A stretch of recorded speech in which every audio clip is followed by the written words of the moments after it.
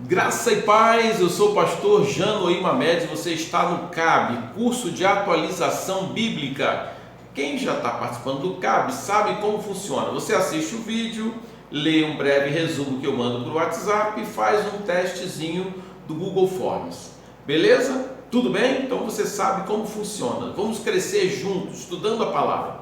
Bem, não custa nada, tá? A não ser o tempo que você tem que estudar. Tá bom? E você se inscrever no canal para dar aquela moral, né? Curtir, mandar o vídeo para outras pessoas, o vídeo de pregações. Se não quiser mandar o vídeo do estudo, pode mandar de pregações também, que nós temos mensagens também, playlist com mensagem, com louvores antigos. Deus abençoe a sua vida. Vamos então falar hoje sobre o capítulo 22 e o capítulo 26 do livro de Atos dos Apóstolos. Por quê? Já estudamos Atos, pastor, mas agora estamos estudando a vida do apóstolo Paulo. E nessa semana estamos falando da conversão de Paulo. O Saulo, né? Saul, seu nome hebraico, Saulo, e Paulo, seu nome romano. Isso você já sabe, né? Já sabe que ele nasceu entre o ano 5 e o ano 10 do primeiro século. Mas vamos lá. Nós vamos falar sobre o capítulo 22. O capítulo 22... ele começa falando sobre pais e irmãos, ou seja, ele está querendo dizer o seguinte: ó, vocês que são da minha família.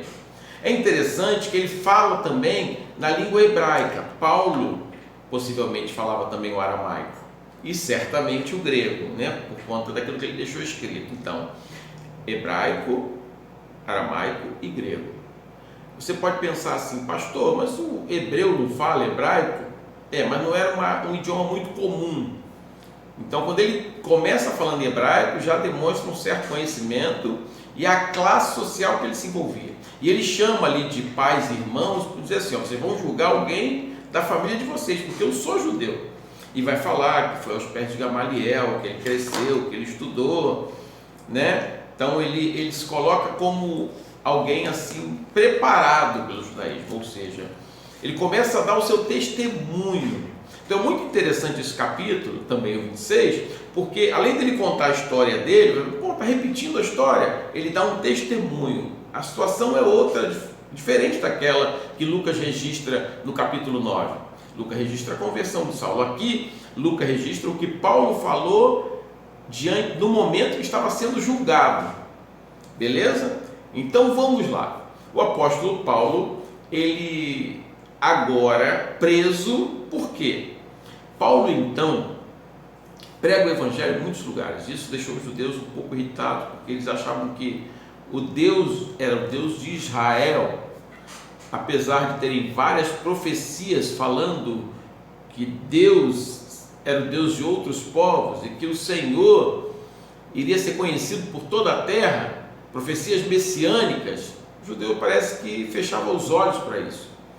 Mas Paulo foi chamado por Deus, e aí você sabe que eu já falei da história do capítulo 9, no caminho de Damasco, quando perseguiu os crentes, uma luz brilhou no seu caminho, ele então é convertido, né? Fica cego durante 3 dias, em jejum durante 3 dias, Ananias ora por ele, ele volta, recupera a sua visão, ele é batizado, ele vai pregar, e as pessoas ficam desacreditadas, com medo. Ele é tirado daquela cidade de Damasco, descendo por um cesto. Paulo é levado dali para Jerusalém, depois ainda sendo discriminado em Jerusalém, depois vai para Tarso, e aí começa a sua história. Bem, aqui nós percebemos que já está um tempo bem adiantado. Paulo já tinha pregado em vários lugares. Ele inclusive recolhe ofertas e está levando ofertas de várias igrejas, né, para Jerusalém, para abençoar os cristãos pobres de Jerusalém. Muitos perderam bens, tudo isso. Então ele está fazendo isso. Aquilo que nós já explicamos lá em Romanos, que ele explica essa situação. Paulo, quando escreve a carta aos Romanos, ele está em Corinto, justamente fazendo isso. Ele chama de Acaia, né, a Grécia. Ele está lá justamente fazendo isso. Está recolhendo ofertas para levar para Jerusalém. Ele chega em Jerusalém, leva ofertas. Bem, muitos sabem que ele era perseguido e que teria problemas em Jerusalém. Mesmo assim ele vai. Em Jerusalém, acontece o que já estava previsto, que as profecias tinham falado, mas mesmo assim ele foi. Tiago tenta amenizar a situação, fazendo com que ele fizesse um voto e assim acalmasse os ânimos dos judeus, mas quando ele está lá no templo, então os judeus que estavam perseguindo ele de outros lugares chegam lá e o levam preso, e assim a situação vai desenrolar desse julgamento. Bem, quando nós estudamos Atos, conversamos sobre isso. É porque eu quero falar, estamos falando sobre a conversão, eu quero falar do que Paulo explica a respeito da sua conversão. Primeiro ele diz que ele era um perseguidor ferrenho da igreja. Ele diz primeiro, aliás, ele fala assim, ó, eu estudei aos pés de Gamaliel, sou judeu como vocês, fariseu, eu estudei aos pés de Gamaliel.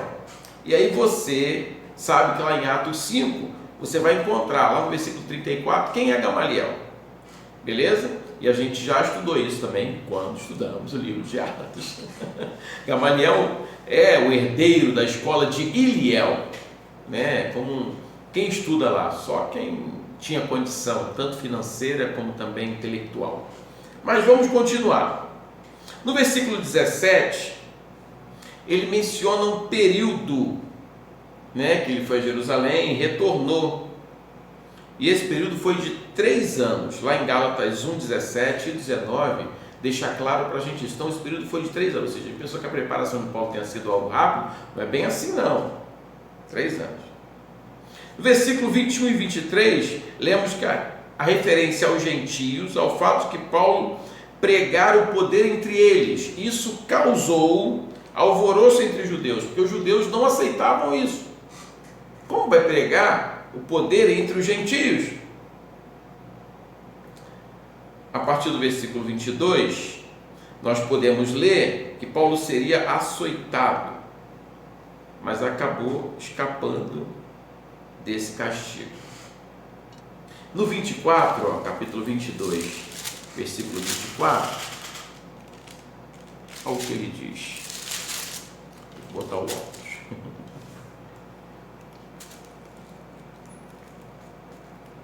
Vamos lá.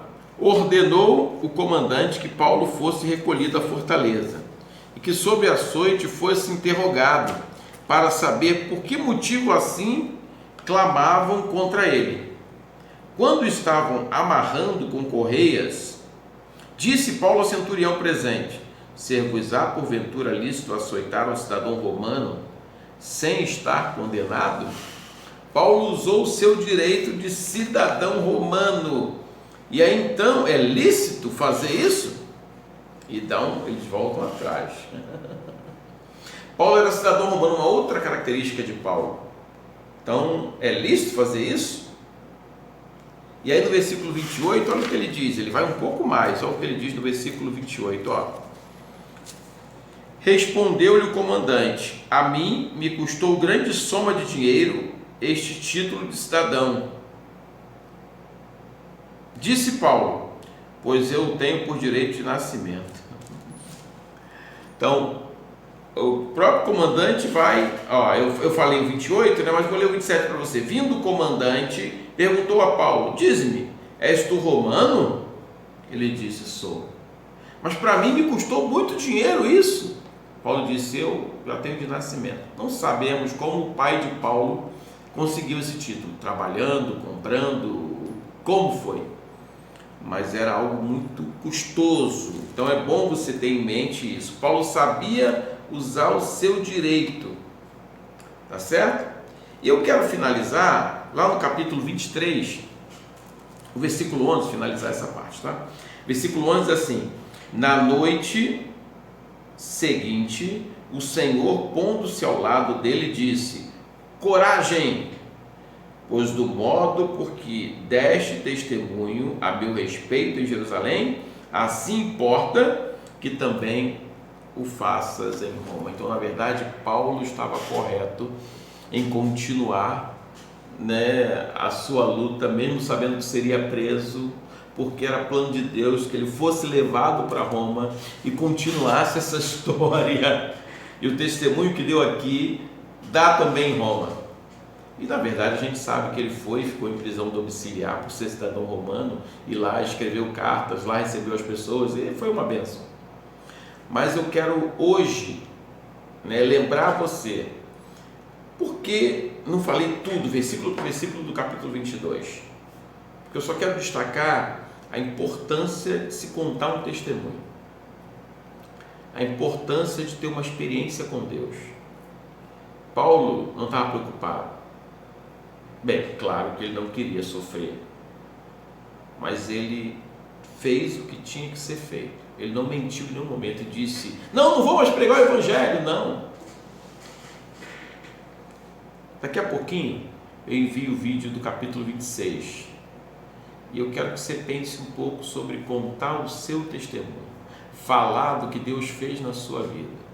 Pense nisso. E você que está no curso, leia aí o que eu mandei para você, se preparando assim para o nosso teste. Deus abençoe a sua vida, a sua família. Graça.